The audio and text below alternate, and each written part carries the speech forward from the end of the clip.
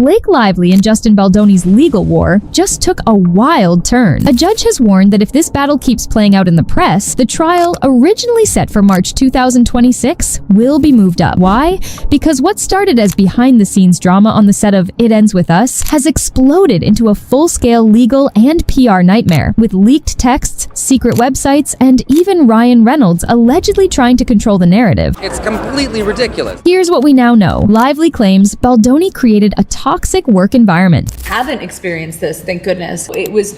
But I ignored them and I see why. Baldoni says Lively and Reynolds orchestrated a smear campaign to save her reputation after a disastrous production. And then there's the bombshell evidence, metadata proving that Lively's accusations were in the works long before she went public, raising serious questions about whether this was all premeditated. Even wilder, Baldoni was reportedly pressured to sign a statement admitting fault, one that Reynolds allegedly helped draft. He refused. Now, both sides are locked in a brutal fight. Not just in court, but in the public eye. So who's lying? Who's manipulating Hollywood's power structure? And what does this all mean for It Ends With Us? Let's break down every jaw-dropping detail. All right, let's rewind to where this Hollywood mess actually started. Can I just kiss you? Oh my Just once. God, you are Just pushy. once. That's all I need to get you out of my system. Oh, that's it. That'll Kiss. do it? Okay, well, good luck with that. It Ends With Us was supposed to be the next big book-to-film adaptation. Colleen Hoover fans were ready, TikTok was hyping it up, and Blake Lively was set to deliver a performance. But instead of being the next Daisy Jones and the Six, this production turned into something straight out of the Hunger Games, and not in a fun, cinematic way.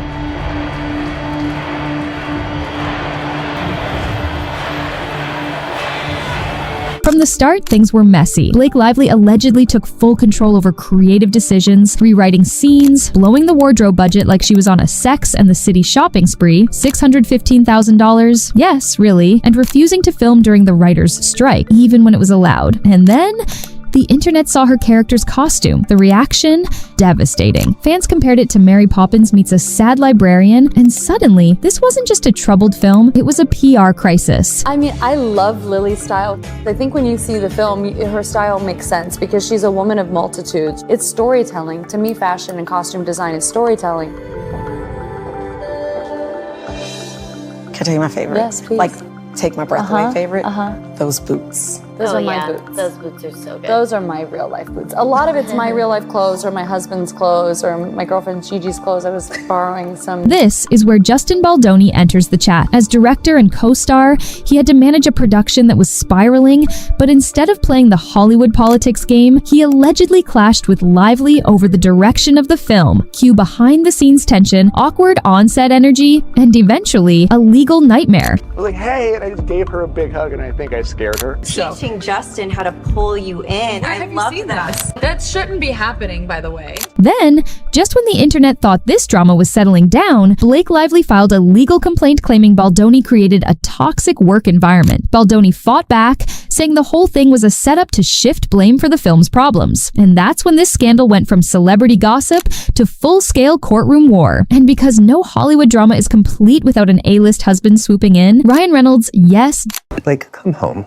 Please come home. I miss you. The kids miss you. I don't know what's going on lately. This little sojourn of yours. I understand you want to see the world. I understand you want to do things outside of, all the other things that you do. But Deadpool himself allegedly tried to do damage control, drafting an apology statement for Baldoni to sign, effectively taking the fall for all the bad press. Baldoni absolutely refused. So now we have a major lawsuit, a film that's already infamous before release, and receipts dropping left and right. But the real shocker? The evidence that suggests Lively's complaint wasn't a reaction to the drama, it was planned months in advance. Was this always a setup, or is Baldoni just really good at playing defense? Either way, it's giving House of Cards energy, and we're only getting started. Now, this is where the drama goes from Hollywood feud to true crime documentary levels of insane. Because when Baldoni fired back with a lawsuit of his own, he didn't just deny Lively's claims, he came armed with receipts. And not just any receipts. We're talking leaked text messages, internal emails, and in the biggest plot twist, forensic metadata that could expose the entire timeline as a setup. First, let's talk about the website, because Baldoni's team didn't just release a few rebuttals. They dropped an entire digital archive dedicated to dismantling Lively's claims. Think of it as the Taylor Swift vault tracks of legal battles, unedited, raw, and full of things no one expected. The site contains a 168-page document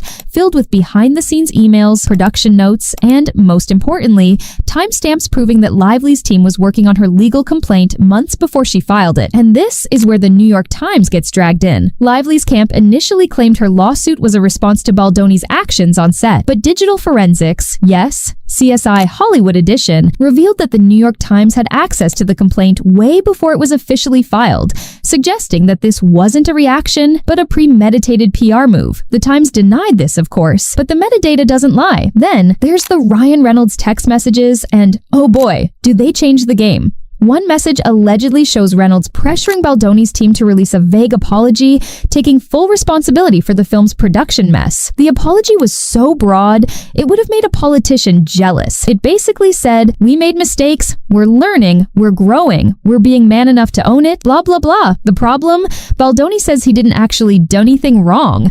So why was Reynolds pushing so hard for this statement? Speaking of eyebrow-raising texts, Baldoni also released messages that completely flip one of Lively's most serious accusations. Her lawsuit claimed Baldoni admitted to not always asking for consent in past relationships, a huge allegation. But Baldoni's receipts tell a very different story. He says he was actually opening up about being the victim of a non-consensual encounter in his past, and that Lively twisted his words to make it seem like he was the aggressor. That's not just messy, that's potentially career-ending deception if proven false. And because no Hollywood war is complete without some A-list scheming, Baldoni's team also claims that Lively and Reynolds had private meetings with talent agencies and PR firms trying to control the fallout. One email even suggests that Reynolds personally threatened to pull favors with major Hollywood players if Baldoni didn't cooperate. At this point, it's giving House of Cards meets Gone Girl. But what happens next could change everything, because if this case moves forward sooner than 2026, we might actually see this play out in real time in court. And trust me, that's when this scandal will go nuclear. Alright, let's talk about the Deadpool in the room, because Ryan Reynolds isn't just playing the supportive husband in this mess, he's playing chess while everyone else is playing Clue, and the moves he's making could change the game entirely. At first, it seemed like Reynolds was just trying to protect his wife from bad press. Fair enough, but then the leaked text started rolling in, and suddenly, it looked a whole lot more like he was trying to control the entire Hollywood narrative. Exhibit A, the apology statement. According to Baldoni's lawsuit, Reynolds personally drafted a public statement for Baldoni to release, one that would have made Baldoni the fall guy for all the behind-the-scenes chaos. The statement was filled with vague apologies like, "We take full accountability," even though Baldoni's team says they weren't responsible for the film's PR nightmare. The wildest part? Reynolds allegedly used Baldoni's own words against him, slipping in phrases from Baldoni's Man Enough podcast to make it sound like he was admitting guilt. That's some next-level manipulation. Exhibit B, the intimidation tactics. Hollywood is built on relationships, and Reynolds, he's one of the most powerful names in the industry. Baldoni's lawsuit claims Reynolds used his influence at talent agencies, specifically WME, to pressure Baldoni's team into keeping quiet. Allegedly, Reynolds warned them that if they didn't comply, things could get ugly. And let's be real, when someone as connected as Reynolds makes a threat like that, it's not just words. Exhibit C, the off-the-record meetings. Baldoni's side claims Lively, Reynolds, and their PR team held private meetings with studios, executives, and media outlets to control the fallout before it even happened. One leaked email suggests they strategically planted stories to turn the public against Baldoni before he even had a chance to respond. If true, that would mean this wasn't just damage control, it was character assassination. If Hollywood thought they could control this narrative, they clearly underestimated the power of the internet, because while Blake Lively and Justin Baldoni are battling it out in court, TikTok, Twitter, and Reddit are running their own investigation. And let's be real, internet sleuths are often faster than actual journalists. This scandal isn't just unfolding in legal documents, it's playing out in real time on social media, and the fans, obsessed. The hashtag number It Ends With Us drama has racked up millions of views, with people dissecting every leaked text, every suspicious timeline discrepancy, and every PR move. Case in point, The metadata bombshell. A TikTok creator, yes, not a mainstream news outlet, was the first to uncover digital timestamps proving that Lively's legal complaint had been sitting on the New York Times servers weeks before it was officially filed. This wasn't just a casual discovery, it completely contradicted Lively's claim that her lawsuit was a reaction to Baldoni's behavior, suggesting it was a carefully planned PR attack. Once this went viral, Baldoni's team used it as legal evidence in their amended complaint. That's right, TikTok literally became part of the court case. Then there's the fan war. Lively's fans are doubling down, arguing that Baldoni is trying to gaslight the public with carefully released evidence. Baldoni's supporters, on the other hand, claim that Lively and Reynolds manipulated the media, and that this whole thing was a setup from the start. And while Hollywood's elite might be used to controlling the press, they can't control the internet. If the trial moves forward sooner than 2026, this could become the first major celebrity lawsuit fueled by social media investigations. And that changes everything. So, where does this legal circus go from here? Short answer, straight to chaos. Because if this trial gets moved up before 2026, we're looking at one of the biggest celebrity court battles since Johnny Depp versus Amber Heard. And you already know the internet is going to be watching every second of it. A judge has already warned both sides that if they keep playing this out in the media, the trial will be fast-tracked. If that happens, we could see actual courtroom footage, testimonies, and cross-examinations that could be disastrous for whoever gets caught lying. If Baldoni's team is right and Lively's lawsuit was planned months in advance, that could destroy her case. But if Baldoni fails to prove his counterclaims, his entire defense crumbles, and this turns into a career-damaging loss. Then there's the PR nightmare. Blake Lively has spent years as America's sweetheart,